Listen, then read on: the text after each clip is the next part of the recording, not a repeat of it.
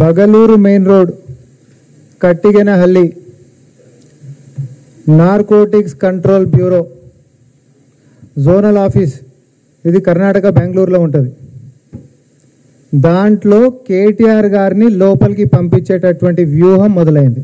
గతంలో హైదరాబాద్లో డ్రగ్స్కి సంబంధించినటువంటి సెలబ్రిటీలకు సంబంధించినటువంటి డ్రగ్స్ మ్యాటర్లో ఒక హీరోయిన్ ఇచ్చినటువంటి స్టేట్మెంట్లో కేటీఆర్ గారి పేరు ప్రస్తావనని ఈరోజు బీఆర్ఎస్ పార్టీలో ఆధిపత్య పోరు కోసం తాతాలాడుతున్నటువంటి ఒక టాల్ పర్సనాలిటీ, ట్రబుల్ షూటర్లు మరి ఆ స్టేట్మెంట్లోని కేటీఆర్ పేరుని వాడుకొని నార్కోటిక్స్ కంట్రోల్ బ్యూరోలో కేటీఆర్ని ఇరికించేటటువంటి కుట్రలు చేస్తూ ఉన్నారు.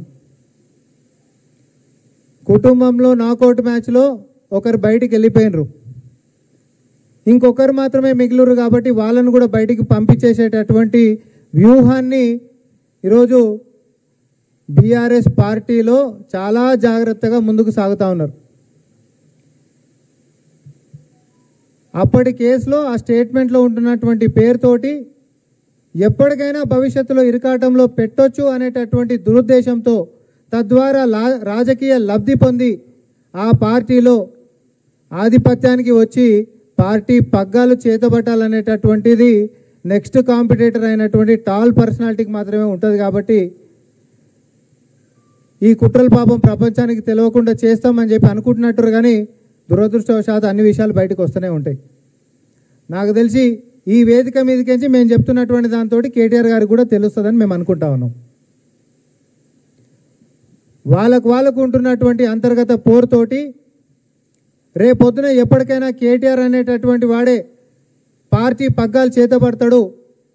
అది జరగొద్దు అని అంటే కేటీఆర్ని గట్టిగా ఇరికించేటటువంటి ఒక వ్యవహారం ఉండాలి. కాబట్టి narcotics control bureau zonal office బెంగళూరులో ఉంటున్నటువంటి దాని దగ్గర వ్యూహం పన్నుతున్నది ఎవరు అనేటటువంటిది భవిష్యత్తులో మీరు అందరు కూడా చూస్తారు.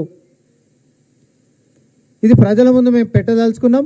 ఈరోజు ఏదో కలిసిమెలిసి కొట్లాడుతున్నట్టుగా, ఇంకోటేదో అంతా కలివిడిగా, లేకపోతే ఏకతాటి మీదకి వచ్చి కొట్లాడుతున్నట్టుగా వాళ్ళు చేస్తున్నటువంటి డ్రామాలంతా తెలంగాణ ప్రజలు భవిష్యత్తులో చూడబోతున్నారు. బీఆర్ఎస్ పార్టీ పతనమయ్యింది. ఇప్పుడు చీలికలు కూడా మొదలైపోయి ఒకరు చీలిపోయినరు. రానున్నటువంటి కాలంలో లెజిటిమేట్గా కేసీఆర్ కొడుకునే పక్కకు తన్నేసేటటువంటి వ్యూహం రచిస్తున్నటువంటి వారి యొక్క రాజకీయం ఏదైతే ఉందో దానికి సహకరిస్తున్నటువంటి నాయకులు ఎవరైతే ఉన్నారో బీజేపీలో ఉండి, ఇదంతా భవిష్యత్తులో మనం చూడబోతున్నాం.